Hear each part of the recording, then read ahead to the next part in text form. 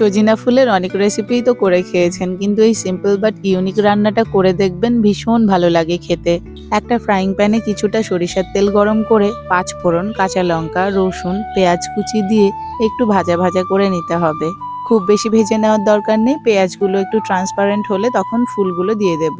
ফুলগুলো আলাদা করে সিদ্ধ করে নেওয়ার দরকার নেই, ডিরেক্ট কাঁচা ফুলগুলো আমি এর মধ্যে দিয়ে দিলাম। এরপর লবণ আর হলুদ দিয়ে নাড়াচাড়া করে ঢাকা দিয়ে রাখবো কিছুক্ষণের জন্য।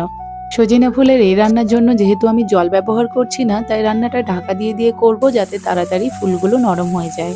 এই রান্নায় জল ব্যবহার করলে একটু তিতকুট স্বাদ চলে আসে, তাই আমি এই রান্নায় জল ব্যবহার করছি না। এইবার দিয়ে দিলাম কিছুটা পরিমাণ ধনেপাতা কুচি। এই ধনেপাতা কুচি রান্নায় সুন্দর একটা ফ্লেভার অ্যাড করবে, তাই চেষ্টা করবেন রান্নাটায় ধনেপাতা দেওয়ার জন্য। আর এই রান্নাটা যত বেশি শুকনো আর পোড়া পোড়া হবে, গরম ভাতে খেতে ততটাই সুস্বাদু লাগবে।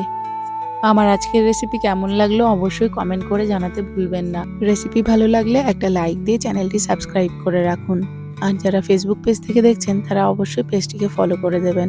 সবাই ভালো থাকবেন, সুস্থ থাকবেন। Thank you so much.